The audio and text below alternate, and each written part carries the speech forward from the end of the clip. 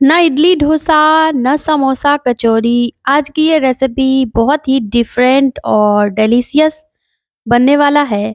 खाने में बहुत ही चटकेदार लगेगा, बनाना उतना ही आसान है। तो यहाँ पे हमें नाश्ता बनाने के लिए 2 मीडियम साइज़ के कच्चे आलू लेने हैं और आलू का छिलका हटाकर फटाफट से हम आलू को ग्रेट कर लेते हैं। तो अगर आप बड़े साइज़ का आलू ले रहे हैं तो 1 आलू से भी काम चल जाएगा। तो देखिए यहाँ पे हमने बारीक वाले ग्रेटर पे पानी में ही आलूओं को ग्रेट किया है, क्योंकि अगर आप पानी के बाहर आलू को ग्रेट करते हैं तो आलू के लच्छे तुरंत ही काले पड़ने लगते हैं, इसीलिए आलू को पानी में ही ग्रेट करके रखें।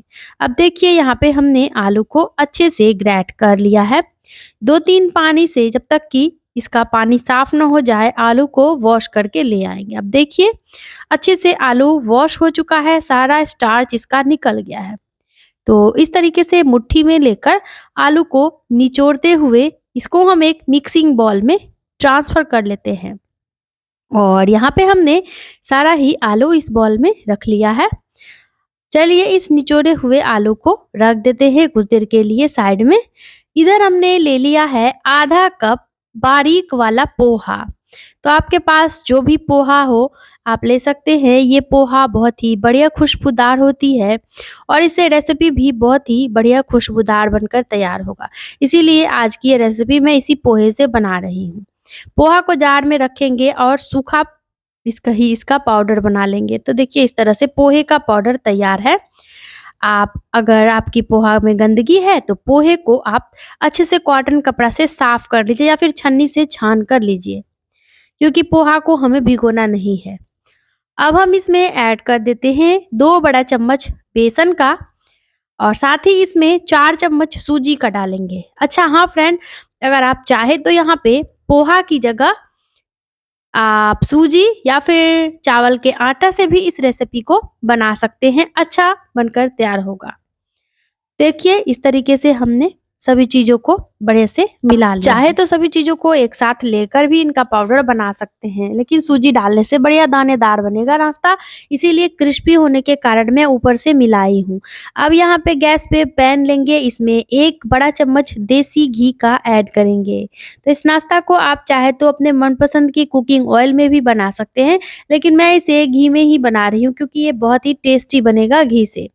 अब इसमें 2 छोटे साइज़ का बारीक कटा हुआ हरा मिर्च, 1/4 चम्मच जीरा डालेंगे। आप यहाँ पे चाहे तो सफ़ेद तिल या फिर कलौंजी वगैरह भी ऐड कर सकते हैं फ्लेवर के लिए। अब इसमें थोड़ा-सा ताज़ा बारीक कटा हुआ हरा धनिया का ऐड कर देते हैं और जो आलू के लच्छे हमने ग्रेट करके लिए थे, इसे भी पैन में ऐड कर देते हैं। और देखिए यहाँ पे आलू के लच्छे को हमें घी में लगातार चलाते हुए पकाना है, हाथ को रोके नहीं, नहीं तो ये चिपचिपा सा होता है, पैन में चिपक जाएगा और जल जाएगा। इसीलिए चलाते हुए ही इसे हल्का सा क्रिस्टल होने तक और आलू अधपका सा पके तब तक इसे भून लीजिए। तो मुश्किल से आपको यहाँ पे 1 मिनट का टाइम लगेगा आलू को भूनने में, उससे भी कम टाइम ही लगता है। अब चलिए मेजरिंग कप से हम इसमें ऐड कर देते हैं 1.5 कप पानी। तो आप भी अगर मेजरिंग कप या कटोरी सेट करके बनाएंगे रेसिपी तो अच्छा रहेगा, क्योंकि हमने इसी कप से आधा कप पोहा लिया था और बेसन सूजी तो खाना खाने वाले चम्मच से भी आप ले सकते हैं। तो चलिए यहाँ पे पानी में अब अच्छे से उबाल आ जाए तब तक हम पकने देते हैं। तो देखिए जैसे ही उबाल आया हम इसमें आधा चम्मच स्वाद के अनुसार नमक ऐड कर देते हैं और आप यहाँ पे अपने टेस्ट के अकॉर्डिंग नमक डालिए।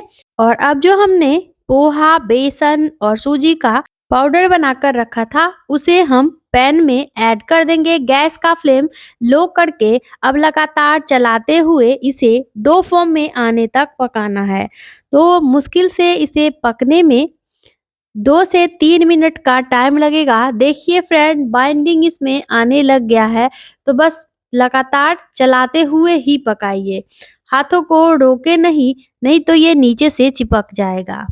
देखिए कितना सुंदर यहाँ पे डो हमारा थिक हो रहा है और कुछ ही देर में देखिए ये इस तरह का हो गया। तो बस अब यहाँ पे गैस का फ्लेम ऑफ कर देंगे और इस तरीके से इस डो को मिलाते रहेंगे, जिससे इसमें गाँठ-गुठलियाँ भी नहीं रहेंगी और जो भी पानी नमी होगा अच्छे से सूख जाएगा, क्योंकि पैन गरम रहता है तो वो सोखता है।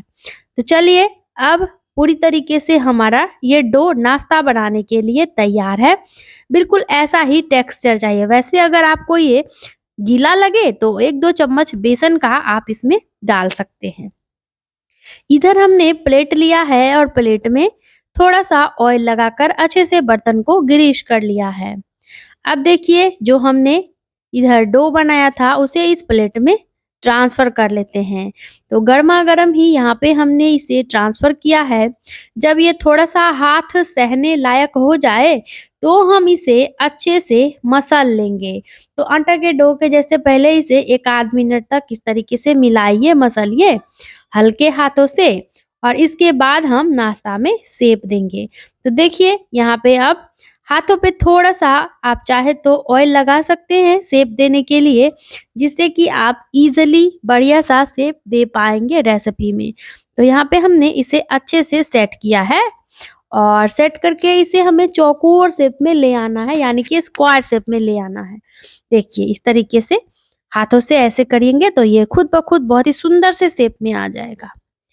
अब इतना तक तैयार करने के बाद जब ये आप सेट कर लें तो चाहे तो आप पलटा से इसको चिकना कर सकते हैं या हाथों से। अगर हाथ में गरम लगे तो पलटा का इस्तेमाल करिए।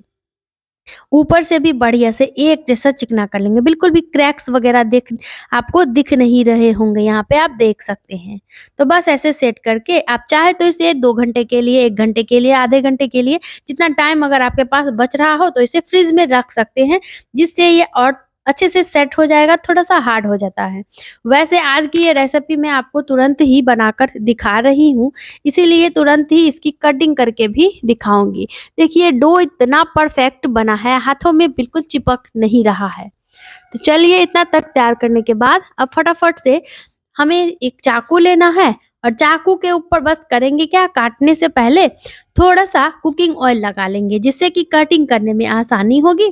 आप चाहे तो चाकू की जगह पिज़्ज़ा कटर का इस्तेमाल कर सकते हैं अगर आपके घर में हो, या फिर आप इसी तरह से नाइफ से कट करिए। तो ये देखिए, हमने इस तरीके से 1, 2 और 3 कट लगाए हैं। अब आप यहाँ पे नाश्ते की कटिंग अपने मनपसंद के शेप में कर सकते हैं। आप इसे चाहे तो स्क्वायर शेप में, ओवल शेप में, जैसा शेप चाहते हैं उस शेप में बना सकते हैं। यहाँ पे मैं इसे इस तरीके से काट रही हूँ, क्योंकि ऐसे ना ये देखने में बहुत ही बढ़िया रोल टाइप का लगेगा। तो ये लीजिए, इस तरीके से फटाफट से कटिंग हो चुकी है। अब यहाँ पे एक पीस मैं आपको उठाकर पास से दिखा रही हूँ, कितने परफेक्ट ये बनकर तैयार हुए हैं। थोड़ा-सा किनारों को सेट कर देंगे तो और बढ़िया लगेगा ये देखने में। ये लीजिए, इस तरीके से सारे नाश्ता को हटा लेते हैं, क्योंकि प्लेट में चिपका हुआ नहीं रहना चाहिए।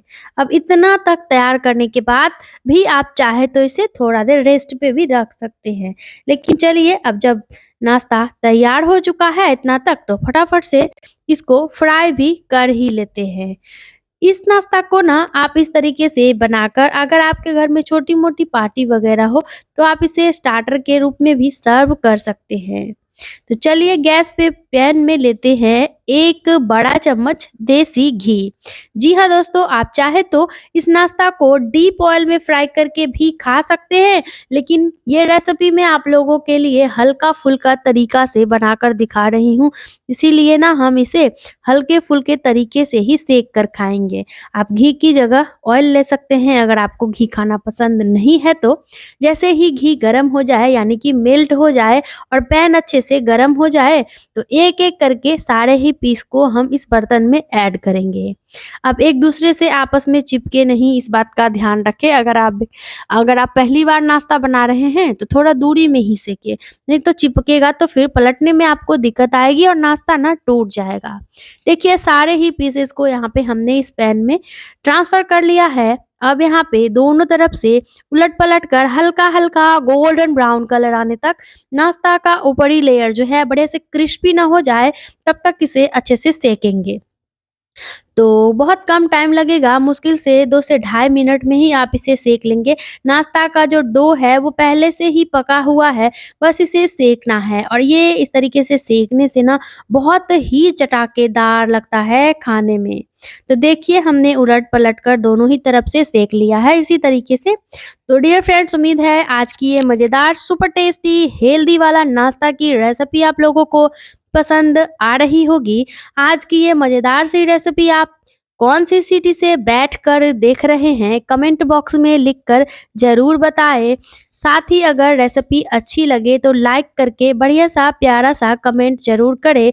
वीडियो को फैमिली फ्रेंड में ज़्यादा से ज़्यादा शेयर करें ताकि आपके साथ-साथ उनका भी सपोर्ट हमें मिल सके। पिछली वीडियो में संजू जी ने कमेंट किया था कि मैम रेसिपी बहुत अच्छी लगी और वो पुणे से रेसिपी को देख रही थी, तो thank you so much Sanju ji. आप लोगों को अगर मेरी रेसिपी में कोई कमी लगती है तो आप लोग उसे भी लिखते हैं, तो वो भी मुझे अच्छा ही लगता है ताकि मैं अगली रेसिपी में उसे सुधार कर सकूं। सीता लवानी मैडम जी ने लिखा है very nice, thank you so much Sita ji. Shamala Deshpande जी ने लिखा है कि मैं हैदराबाद से देख रही हूँ, थैंक यू सो मच शमाला जी। सभी प्यारे-प्यारे व्यूअर्स को थैंक यू सो मच। आप लोगों ने इतने दूर-दूर से हमारी रेसिपी को एंजॉय किया, साथ ही इतना बढ़िया-सा प्यारा-सा कमेंट करने के लिए बहुत-बहुत धन्यवाद। तो देखिए यहाँ पे उलट-पलट कर अच्छे से हम रेसिपी को सेक लेंगे और सेकने के बाद ना जब ये अच्छे से क्रिस्पी कुरकुरा हो जाए, दोनों तरफ से आपको लगे कि एक ही जैसा कलर आ गया है रेसिपी में, तो अब हम इसे पलटा से एक-एक करके निकाल लेंगे बाहर। फ्रेंड्स, बहुत ही टेस्टी चटाकेदार ये नाश्ता है। इस नाश्ता को बनाकर आप बच्चों के टिफ़िन में दे सकते हैं, पति के लंच बॉक्स में दे सकते हैं या फिर शाम को स्नैक्स के रूप में चाय के लिए इसे बना सकते हैं। यकीन मानिए चाय बनते-बनते ये पूरा फिनिश हो जाएगा, इतना चटाकेदार और हल्का-फुल्का लगता है खाने में। तो देखिए जैसे ही नाश्ता सिक जाए आप चाहे तो कुछ देर इसे टिश्यू पेपर पे निकाल कर रख सकते हैं, लेकिन यहाँ पे आज मैं इसे बहुत ही कम घी में सेक कर तैयार करी हूँ, तो आज ऐसे ही इसे सर्व करेंगे। अगर आप इसे डीप फ्राई कर रहे हैं ना, तो आप इसे टिश्यू पेपर पे कुछ देर रख दीजिए और ये लीजिए सुपर टेस्टी नाश्ता को मैं टोमेटो केचप में साथ ही धनिया की चटनी के साथ सर्व करी थी। फ्रेंड्स, आप इसे अपने मनपसंद की चटनी, सॉस, दही, चाय के साथ परोसिए। उम्मीद है रेसिपी आप लोगों ने एंजॉय किया होगा।